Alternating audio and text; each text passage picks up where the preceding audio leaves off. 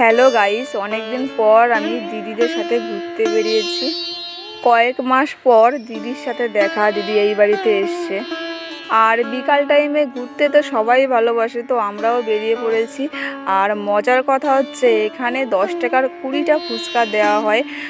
তোমরা যদি কেউ ফুচকা খেতে ভালোবাসো তো এখানে আসতে পারো। এখানে 10 টাকার 20টা ফুচকা দেওয়া হয়। আর এই দেখো প্রকৃতি কত সুন্দর, খুব সুন্দর জায়গা এটা। আর ওই দেখো সামনে আমাদেরই মতো অনেকেই ঘুরতে এসছে, বসে আছে ওখানে। আবার অনেকে আসে রিলস বানাতে। তোমরা চাইলে রিলসও বানাতে পারো এখানে এসে, খুব সুন্দর জায়গা এটা। যদি তোমরা আসো তাহলে একটু বিকাল টাইমেই এসো, কারণ বিকাল টাইমে এই জায়গাটা একটু বেশি সুন্দর লাগে। প্রচুর লোকজন দেখো, আর অনেকে আসে দূর থেকে।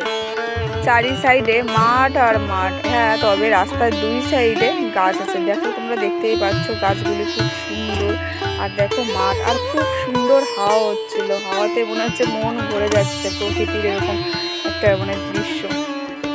আশা করি তোমাদেরও ভালো লাগবে এই জায়গাটা, তোমরা একবার ঘুরতে আসতে পারো। আর জলের সময় আরও ভালো লাগে, কারণ এই মাঠগুলি দেখছো, এখানে জল, চারি সাইডে জল আর জল, আর রাস্তার দু সাইডে তো গাছ তো থাকবেই। খুব ভালো লাগে জায়গাটা। এরপর আমরা ওখান থেকে বেরিয়ে মেইন রাস্তার উদ্দেশ্যে রওনা দিলাম। কারণ একটাই, আমরা তো রাস্তায় ঘুরতে বেরিয়েছি, এক জায়গা থাকলে তো হবে না, যতই ভালো জায়গা হোক। তবে ওখানে প্রচুর লোক যায় ফুচকা খেতে, কারণ 10 টাকায় 20টা ফুচকা পাওয়া যায়। তোমরাও চাইলে খেতে পারো ফুচকা। তোমরা চাইলে ওখানে গিয়ে রিলসও বানাতে পারো। আর এখন আমরা যাচ্ছি কিছু খাওয়া দাওয়ার জন্য রেস্টুরেন্টে। সারা বিকালটা আমরা খুব মজা করলাম। জায়গাটির নাম হচ্ছে মাখলতলা।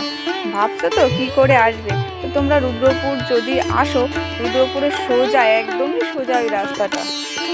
এসে তো দেখো একবার, তারপরে বলো কেমন লাগে। এরপর আমরা চলে আসলাম রেস্টুরেন্টে। এই দেখো খাওয়া শুরু করে দিয়েছি, সবাই মিলে চাউমিন খাচ্ছি। তোমরা খেতে চাইলে আসতে পারো, চলে আসো। সত্যিই দিনটা খুব ভালো কাটলো। দেখা হচ্ছে নেক্সট ভিডিওতে। এখনকার মতে টাটা, বাই বাই।